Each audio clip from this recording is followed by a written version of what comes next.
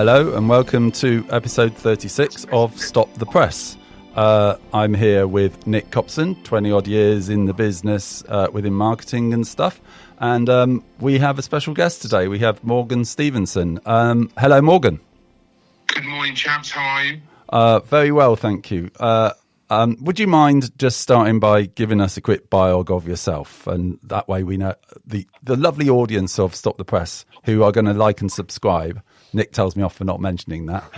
Who are going to like and subscribe know why they are liking and subscribing.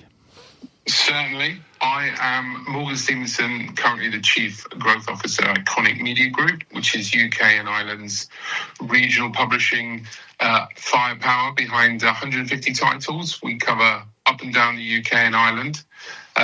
We are very much focused on community media, and my role has been a champion of my whole career, really, in ensuring that local community thrives in supporting local businesses with their marketing needs, that effectively powers their advertising powers, the local democracy powered content that our businesses and the industry as a whole has been championing.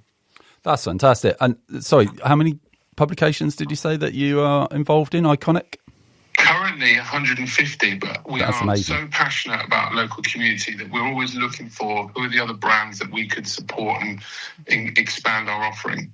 Are there any that are like pretty well known that everyone would go, that publication? Absolutely.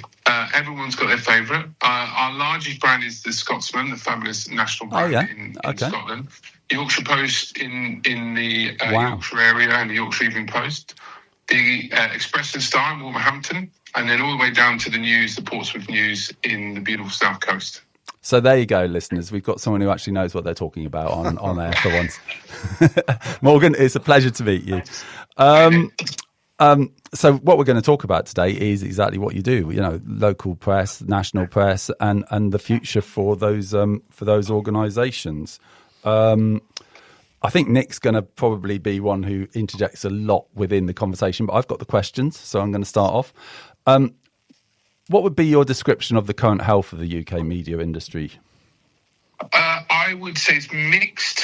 I certainly wouldn't say it's dying, where I can see sometimes the more negative approach looks. I certainly think I focus around the measure around the power of the trust. I think the institutions, the media brands perhaps are mostly under pressure at national level, but the trust in local news is holding up far better. And certainly in the news space, but even when you incorporate, I suppose, social platforms in that, it's thriving and has been a robust place to really ensure that you have a source of news that you can trust and check for real facts. So the challenge has always been more on the monetizable side, and those legacy revenue lines still are under immense amount of challenge and stress. But the trust, again, in the support that certainly local news businesses are working within the community is as strong as ever. And there's a lot of opportunity. It's very easy to jump all over the AI opportunity, but it's also about the talent and the passion that continues to come into the industry. There's still a wide range of individuals joining as content writers, and people still even looking at opportunities to develop their careers in sales. So it's a mixed health check, but for me, the real positivity is around that there is still immense trust, particularly in that local news offering. That's really good to hear. I teach journalism at Exeter College, and I can tell you that, you know, we've just signed off 30 more students for the year and who are off to university or the industry or whatever. And I can tell you there are plenty of people out there who want to work in the industry. Indeed. Yeah, and plenty of good talent as well, without a doubt. Yes, we're excited to keep bringing in new ideas, new thinking, as well as protecting and endorsing and involving the traditional trainings that are really important to continue that quality of journalism to continue. It's interesting you say about trust, Morgan, and, you know, obviously when I worked in the industry as well, and, you know, for a bit of time with you, it was, you know, trust was always our staple, wasn't it? It was always the thing we levered on, basically, for that cut through to advertisers ultimately. And and it becomes more important than ever. I'm a social media user, probably more Facebook at my age than anything else. Facebook really is a car crash at the moment in terms of content that it's served up to you. I'm chucked news all day long on it, or factoids or information, and almost all of it is coming from sources that I just can't verify. I don't think anyone can, but occasionally I'll get surfaced up something from a brand that I at least recognise, and I think, okay, I'll pay attention to that one, right? The rest of it, and ultimately this is where the next generation or the children of this world really are growing up in. It's how you maintain that trust and the strength of those brands for that next generation of audience, isn't it? Because they'll grow up in a world where nothing has got any real resonance or prevalence for them. They'll just take it at face value, and I think that's the challenge as well for I don't know what you would call it, legacy media, but that's the challenge for them, is how they can maintain that grip of trust in the next gen.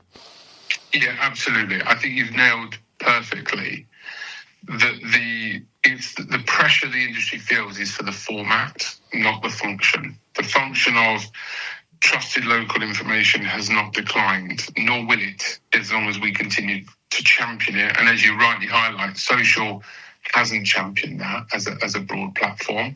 It's all been about growth in terms of users, and in a way, the function of its platform now is under threat with AI. And so we really got to continue that, because if you continue to overly defend the model of a platform that isn't working, or has, its core trusted demographic is not as big as it was, and you don't evolve, and that's always the hard piece, is the evolution. You can see some great examples where those new brands as well have evolved in those functions, but have built that trust. Goalhanger with podcasts, I think, is a great example. Yeah, good one.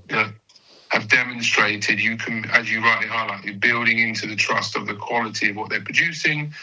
It's about believing their content and the people that they associate with, and the brands are now starting to follow. And again, they're evolving away from purely being a podcast platform, but bringing in live events, and that's really, I can see where commercially they're going to thrive.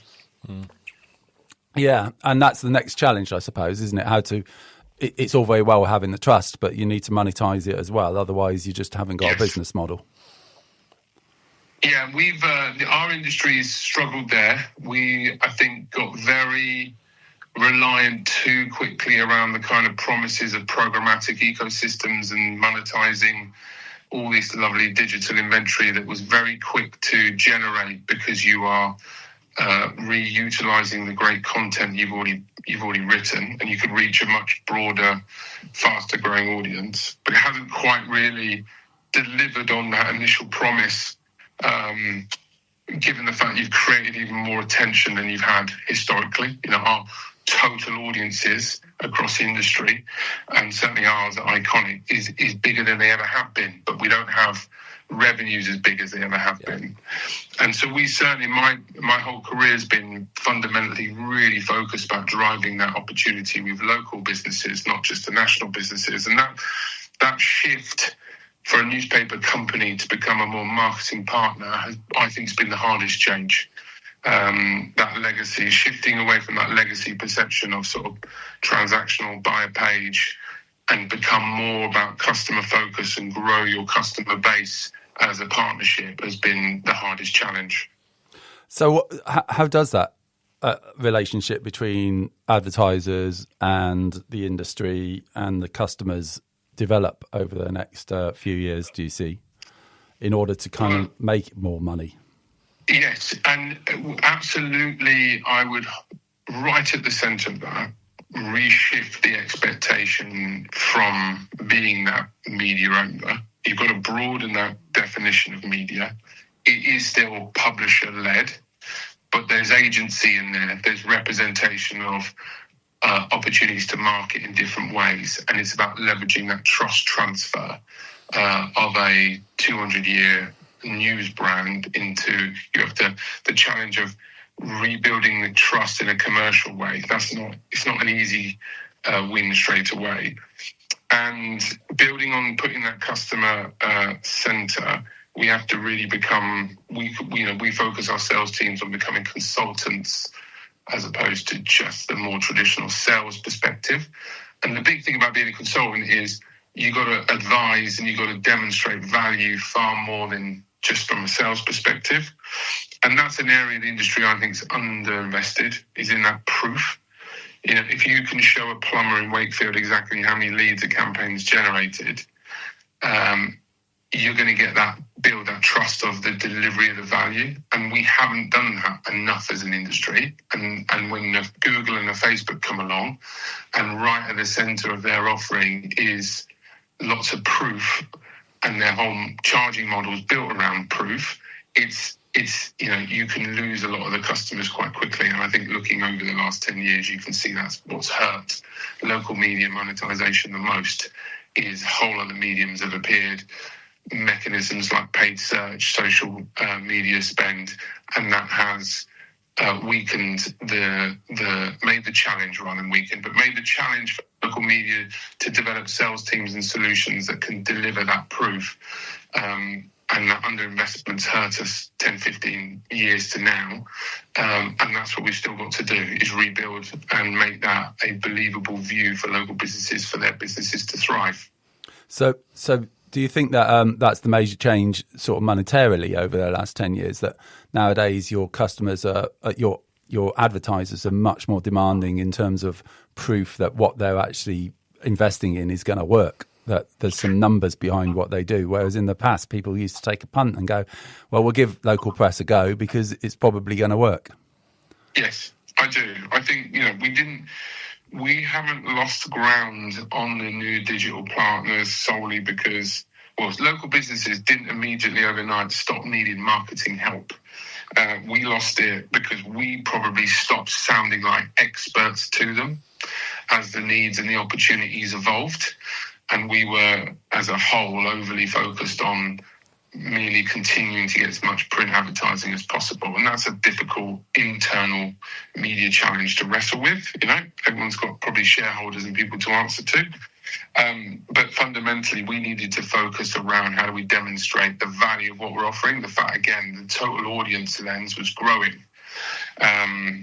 Web traffic was outperforming circulation decline. So that positive message wrapped in that believable trust angle was a good enough opportunity. I just don't think we've got our arms around it clearly enough and embedded it culturally and developed sales teams to be able to consult at that level consistently with a number of businesses, because that's fundamentally what really stands out, the local sales challenge versus national. National's turned into a programmatic, robot-driven, algorithmic monster, and you can tweak a few of the dials and see incremental percentage improvements, and over that size of audience, the money impact is measurable, whether you lose it or you gain it. Whereas shifting that mindset and identity and culture across large sales teams, I would guesstimate, having worked at some stage in my career all of the top 5 regional publishers, we've seen something like 500 to 1,000 salespeople across the UK, across all those businesses. That's a lot of people that you have to get to a level to really support local businesses in a strong way.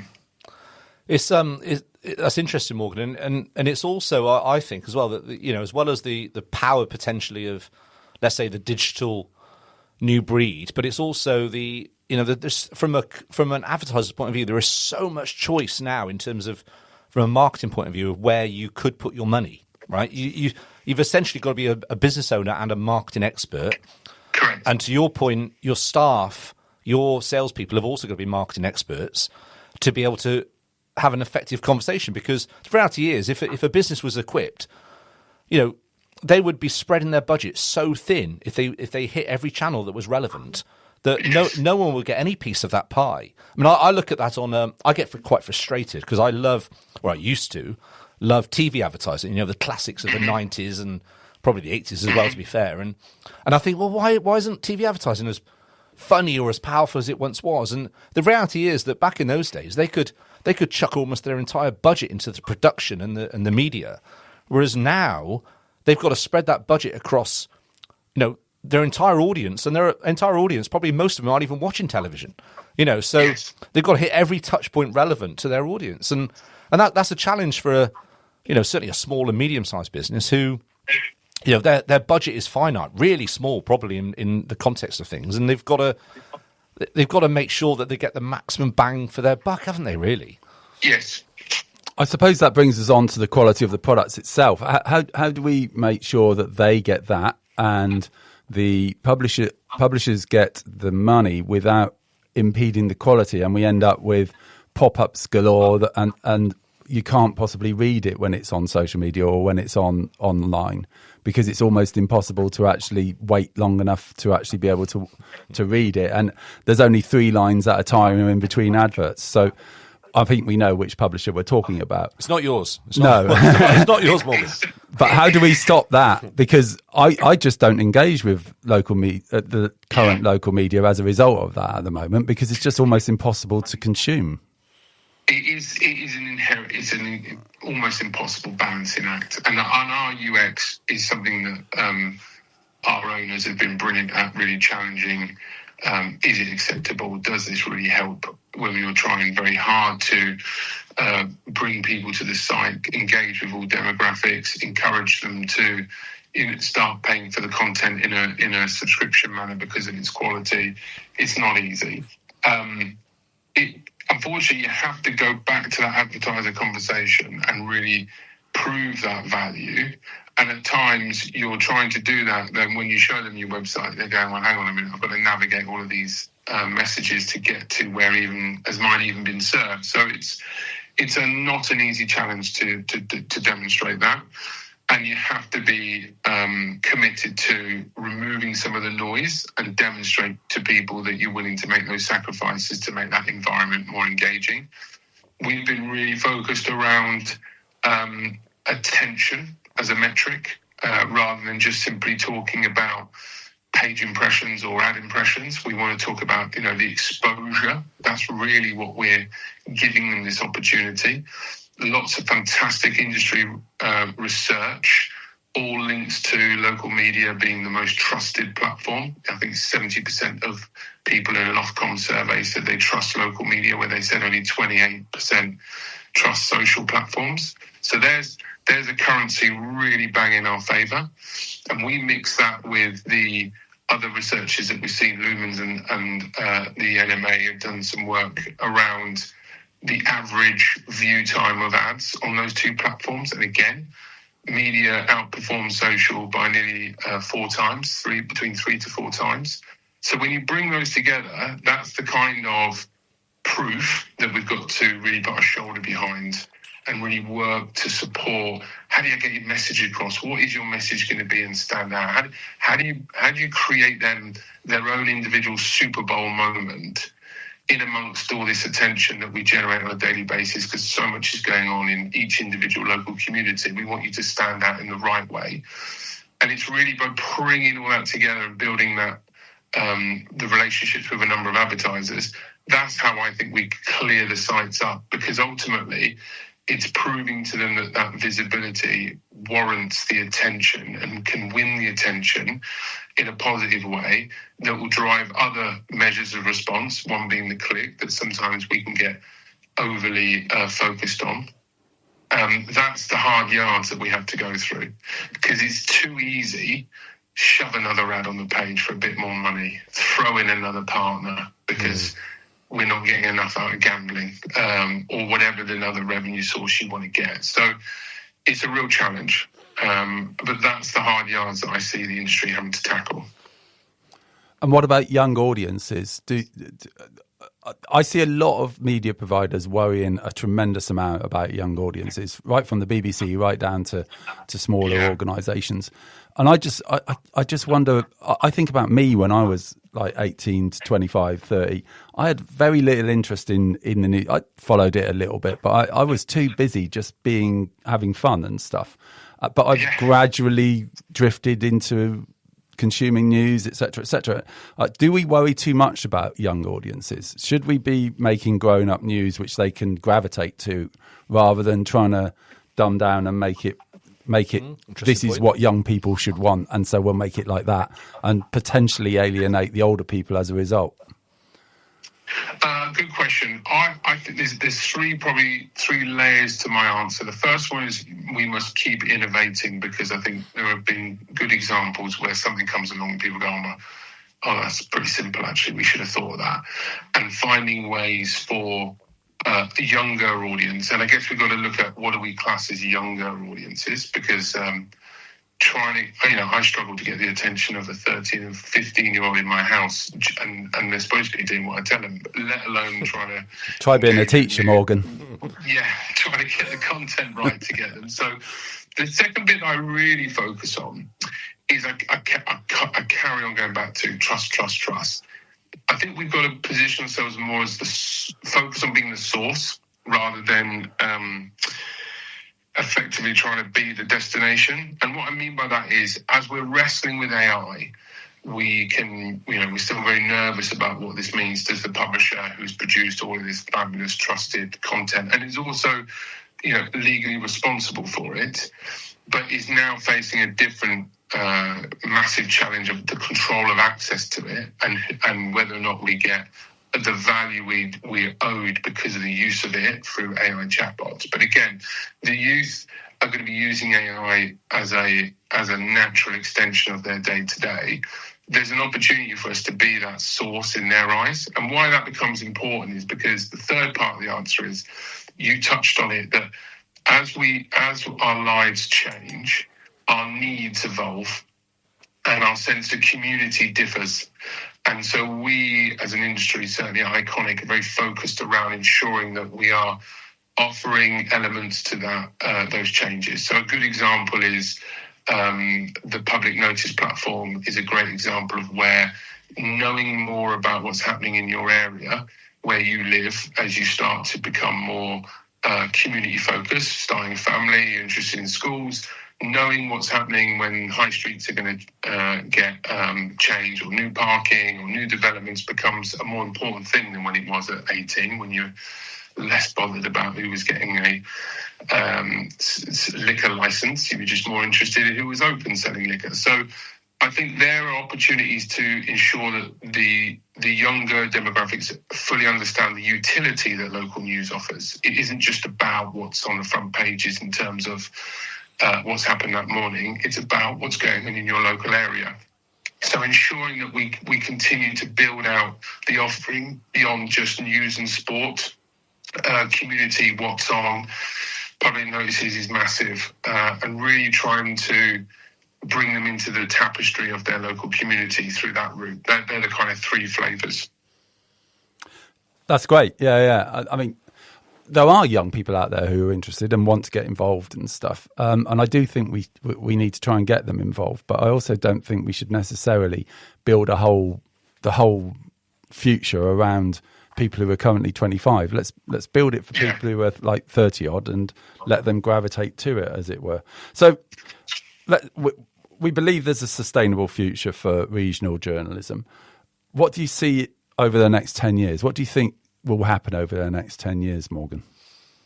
Well, great question. Thank get ready to place your bets.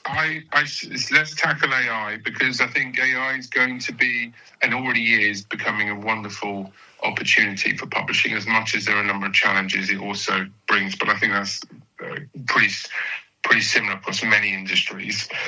AI is going to help with a level of productivity that means that the trained journalist, who is a real rare commodity, people think they can just post a lot of content online and be influencers, and they can, and there's some great examples, but they're not the same value in terms of what's been holding the right people accountable in local communities, how we're building local trust. They're on the, they can be they're held to a higher degree legally to ensure what we publish is true, and not every other platform is playing with the same rules. So AI is going to help ensure that those types of trained and quality individuals aren't necessarily being used or buried underneath a load of press releases, and they can be released to really do what they're trained to do and create more original content. And that could be more content that doesn't necessarily measured in page views as perhaps too much of our content is, and could be measured more in terms of relevance. That's certainly the model that helps drive subscriptions and reader revenue, or impact, or maybe sort of investigative stuff which has an impact on the environment around them. Maybe correct. It's much more high value work. Original reporting, as you say. Relationship building, verification is another powerful piece. It's not just about putting out what's happened, but actually getting underneath in the verification of stories around those options. That's going to bring the flavours of the model that we can build around. So it's not just all overly inherently built around sort of display advertising and monetizing in a very ad-driven model. Subscriptions I've referenced. I think there's more opportunity around local commerce and that agency representation for particularly local ad sales. And I think when you start to bring in more of the utility aspect, what's on, who does what in local markets, who does the best burger, for example, or what are the top 10 things to do of a weekend, or I'm visiting this area, what should I do as a tourist? I think there's a whole opportunity to build out around that utility. And that, for me, is an exciting part, because I think there is a different relationship to have with users that are more than just readers or news consumers.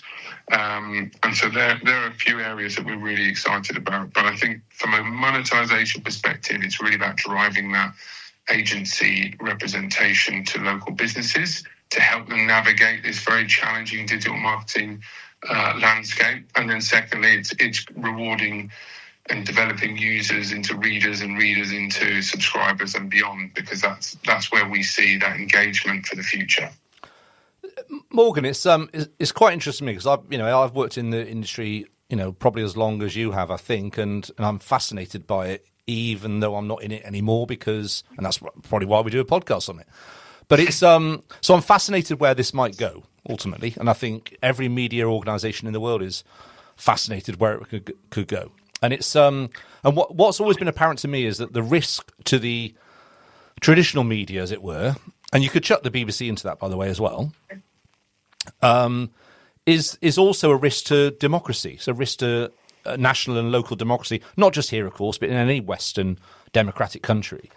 And I worry about that. And one of the things that we've discussed on this pod before, and I sort of subscribe to it, but I don't yet really know how it could work or how it could happen. I haven't thought that long and hard about it. Is that in the future there might have to be some kind of, I don't know what it looks like, but some kind of charitable benefactor set up or something that enables these organisations to still thrive and deliver against a service that essentially backs up their own commercials. And I'm not talking about Jeff Bezos buying the Washington Post. I mean, that's for a different sort of thing, isn't it? But just something that allows democracy to thrive still. What have you got a view on that at all? I think it's a great idea. It's an extension of, in a way, what the Guardian's trust is designed to do, to ensure the Guardian remains independent and thrives for the foreseeable future. From an inside industry lens, I would certainly not necessarily. I think you're right with the sentiment of the BBC. I wouldn't necessarily agree with their current model, and I know the Matt Britton, who originally is a newspaper guy working at Trinity Mirror, is also of the view that model is challenged and not fit for the future. I would inherently summarise that you need more from the local and national government, because I don't think they leverage local media anywhere near as much as they should, both in terms of support with local messages, paid advertising, and how they develop, as you rightly highlight, an opportunity to develop models for long-term success, as well as staying independent and but locally focused around democracies. They've done some with the extension of the BBC Democracy Reporter programme, but not enough. They're under the similar-ish challenges. That, they've stripped a lot of roles in the last 5 years themselves, particularly impacting local radio. So there is more of a, as you say, kind of, is it a trust? Is it an alignment?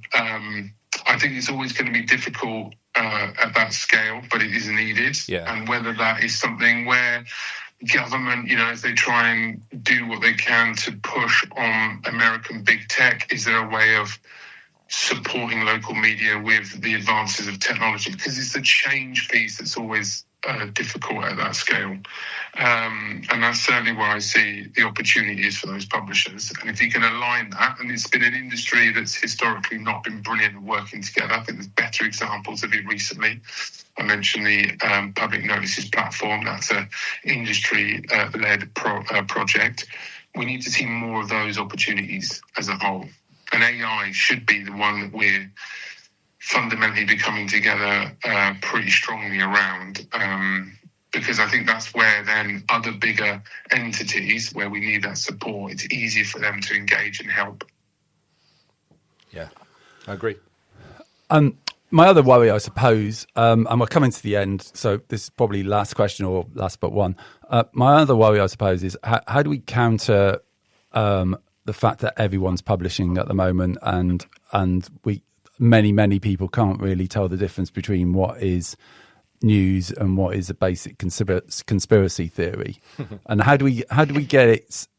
Are we ever going to get to a situation where there is a consensus of truth anymore, or is it time to give up on that and just say, right, okay, we'll just take the audience we can get? What do you think, Morgan? That's a great question. I think first of all, it's extremely easy to lose the trust that you've built up over 200 years. So we must be really conscious and cognizant around ensuring that the virtues and the values that we stand for remain robust, and we protect them, and we act in ways that enforces that trust, because it's very easy to lose that. And I also think that in the same breath that if there are media outlets or individuals that are overly leveraging that in a way that is a bit dishonest, or perhaps is there because they're trying to monetize it for the sake of it, then people should vote with their feet or their fingers and not click on that story and not buy that product, because I think we have to reward, as you say, the ones that are doing it right. And if the volume of options continues to increase, inherently the share of money also starts to divvy up even thinner, and that can fundamentally, really hit hard individuals. That doesn't necessarily mean I support this growing number, because there is a limit to that scale, but it comes back again to that trust and really being laser focused on how we prove and ensure that we're utilising opportunities, and I go back to AI as an opportunity, as a tool to try and bring some of that verification, ensure that is, reinforcing that we're sticking by the right rules and we're held accountable to those rules. And I think where I'd like to see more change in that field is where you can have scenarios like certain brands who claim not to be a news outfit, but they very much act like a news outfit, and they're not held to the same standards. And I think that sort of cutting through the political rubbish to really hold everyone accountable will build the right people, the platforms that they've earned, and they should be rewarded for that. Agreed. Yeah, and under those circumstances, it feels like there's a real there's a positive and bright future for local news and news in general. Indeed. Good. Well, anything to add, Nick? No. Because that feels like a really good moment to leave it on, really, doesn't it? Well, apart from Go England, obviously. Well, I wasn't going to mention it because I thought we'd keep it as an open thing. But yeah, Go England, obviously. Morgan is on both a French and an English side of the fence at the moment, aren't you? Yeah. I'm well and truly straddled both. Yeah. Which could be an interesting final for you. Yeah. Spain-Argentina would be a disaster. For all of us, obviously, yeah. Absolutely. Just depending on when you're listening, listener, we're recording on the Monday of the final week of the World Cup. So the first semi-finals tomorrow night, basically. Fingers crossed. I think it's going to be the final we want. I really do. I think this is I think they've been the two best attacking teams out of those four. I think they should be rewarded with a nice final and a clean route, as in no dramas, VAR or officiating decisions that happen outside the game. That's been a challenge. I think less of that, please, FIFA. Yeah, although you can't trust that because You cannot trust that, can you? FIFA want Messi in the final, don't they? Indeed.